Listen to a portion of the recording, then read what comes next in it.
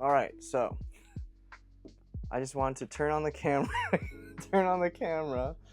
and kind of talk and stuff, but the dog's kind of bothering me. And we got a few points I want to talk about. I was on a walk with my best friend today, and we were just walking the downtown streets of our hometown. And we're just kind of talking to each other, going back and forth about how, oh, do you remember like back in when we were 10, 11, 12 years old, this place was this pizza place that's now, or this place that's now called Tap House. It used to be called Mia Cucina. This place, it used to be the old high school. Stuff like that. And we were just kind of reflecting back and feeling like we wanted that nostalgia. Life, it doesn't feel the same way it did back when we were kids. Back when it was like 2008, 2009. We didn't have phones at that point. And that's completely different from how it is today with children. My friend, he's a PE teacher, so he's with the kids all day. He knows that a lot of them, excuse me, with my phone going off. He knows that a lot of them have absolutely terrible attention spans. And I was thinking I started by talking to him about how I haven't really read any fiction books in years. And I wanted something different to stimulate my brain, because I've always been into nonfiction stuff, just trying to always constantly learn. But I wanted something different. I wanted to go back to that feeling of just forgetting about what's going on in my own life and kind of escape into this like new world where I can use my imagination to picture what's happening, what the author is writing. We don't really get that anymore because we are just handed it constantly through the marketing that we receive around the world, especially through our phones, through our devices, constantly.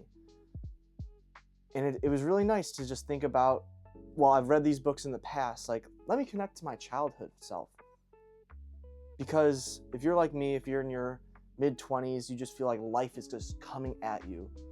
It can be really hard to just breathe and settle down and just understand that it's okay to take a rest sometimes. You don't have to be gas pedal all day long. And I've been reading these books. I think the one I'm reading is downstairs. It's a series called The Missing, I believe, by I got some of the books right here. Let's see.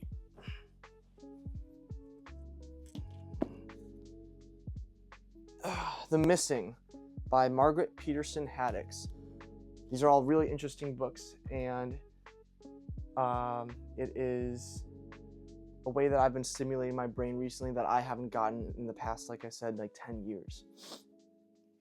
And I mentioned to my friend that, man, one day when I'm married and when I have kids, I want to raise my kids without like constant screens. Because maybe you have someone in your life, maybe you see it where, I don't know, you're going to the grocery store, you go to church, or you're at maybe a restaurant and you see the parents, they just hand their kids their phone or their tablet to distract them so that they don't have to deal with the fact that their kid is complaining. They don't have to discipline their child. They just, oh, quick fix. But that's not going to end up well. Their attention spans are destroyed. Their dopamine receptors are completely off. It's not going to make for a good contributing human in our society when they grow up. And there's this guy that I follow on X. It's so weird. I always say Twitter. X just sounds so wrong.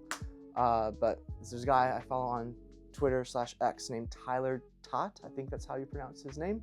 And he is a very big Christian and believes in just living life for the Lord and living life without the bombardment of constant stimulation from social media. And I want to live like that. I want to live without these